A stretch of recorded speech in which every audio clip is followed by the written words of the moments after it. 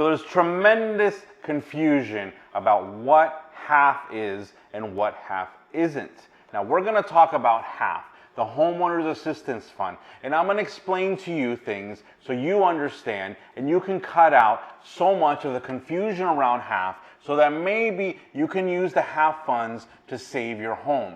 It is really important that you understand what the program is and what the program is not. And we're going to talk about all that in 5 seconds.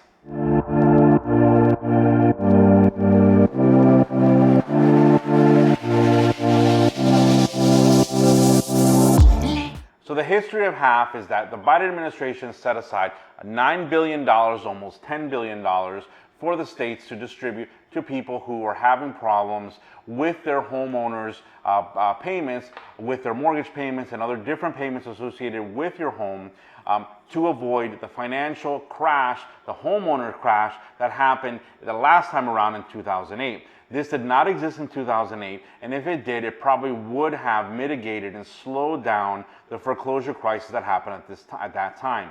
That is what the goal of the program is, and that is why the states have all this money to distribute to people to avoid another foreclosure crisis, basically.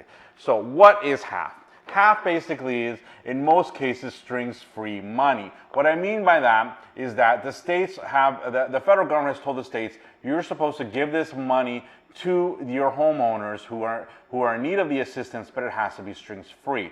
Now, some of these states have actually, since the implementation of HAF, they put some sort of strings, meaning that you have to hold the house for a few years, that they put a lien on the house, it's forgivable after a couple years, that sort of thing. But generally, it's strings-free, which means that you can take this money, put it towards the house, and it's not something that's going to burden you later on for the most part.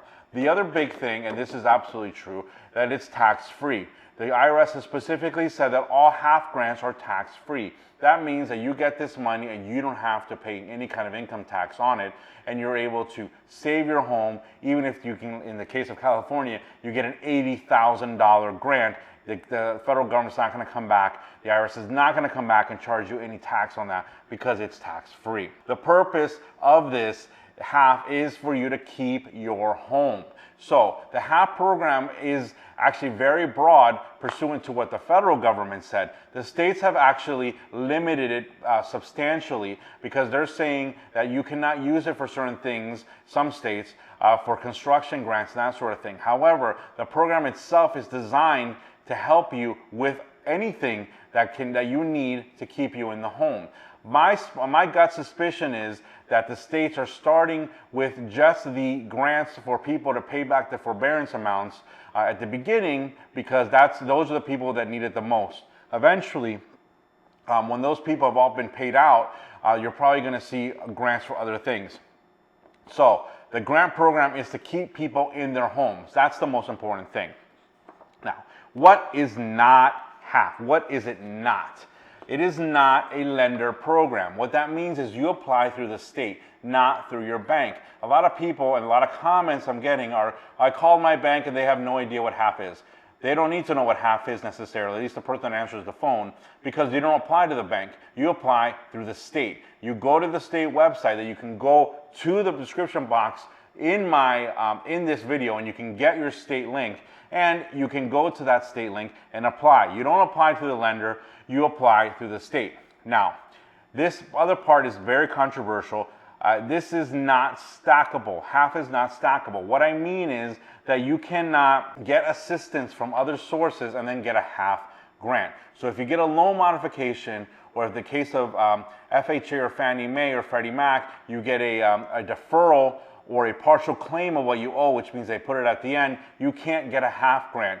Unless, and this is the one little exception down here, that if you still, even after you get the assistance from your lender, that you still need help with your ongoing mortgage payments.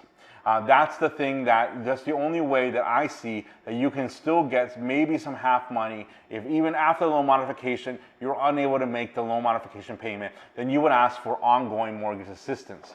Now, the other thing that people don't understand is that the money doesn't go to you. A lot of people see this as a cash giveaway directly to themselves. So I'll apply to HAF and I'll get a check for $80,000 in the state, like in California, or $50,000 in New York, or different places. That's not how it works. The state is not going to write you a check. What they're going to do is they're going to pay it directly to your bank or to your service provider if you're using it for other things other than mortgage assistance. So unfortunately, you're not going to get any sort of cash from the state of government. It's not like a PPP loan or these other money giveaways that the bank has been doing. It is basically a direct payment to your bank. Now, of course, you get the benefit of that because you're not going to have to pay it back, but it's not money for you.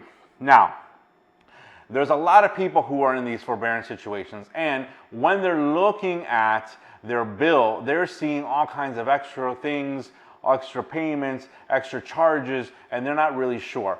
I'm going to ask a very specific question about costs and other attorney's fees and other things that are added to bill, and if that is legal.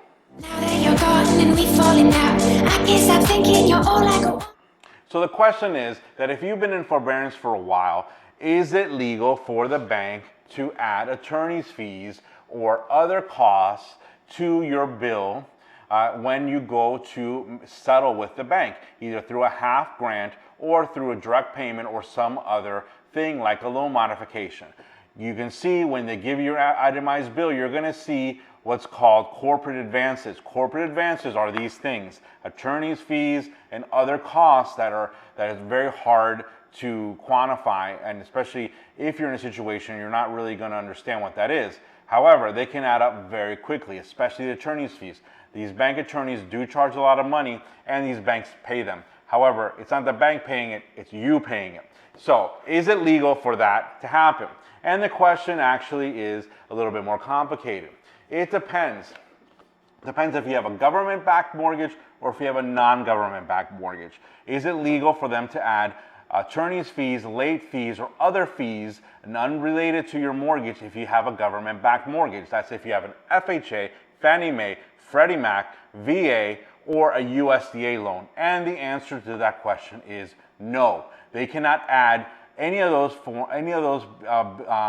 fees to your forbearance amount if you have one of these government-backed mortgages pursuant to the CARES Act. Now, it has to be coronavirus related, COVID related, your hardship, but they cannot add it. Now, if you have a non-government backed mortgage, meaning that you're not one of those I just listed, then yes, the bank can do pretty much whatever it wants with you as long as it's not excessive and it's not illegal.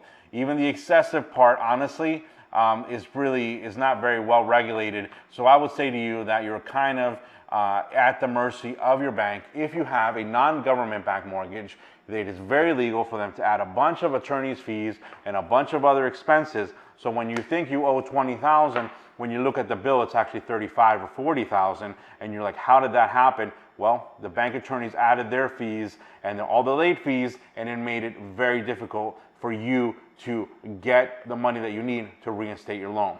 That's an unfortunate situation, but it's a situation that we're living in. It's the reality of the mortgage industry right now.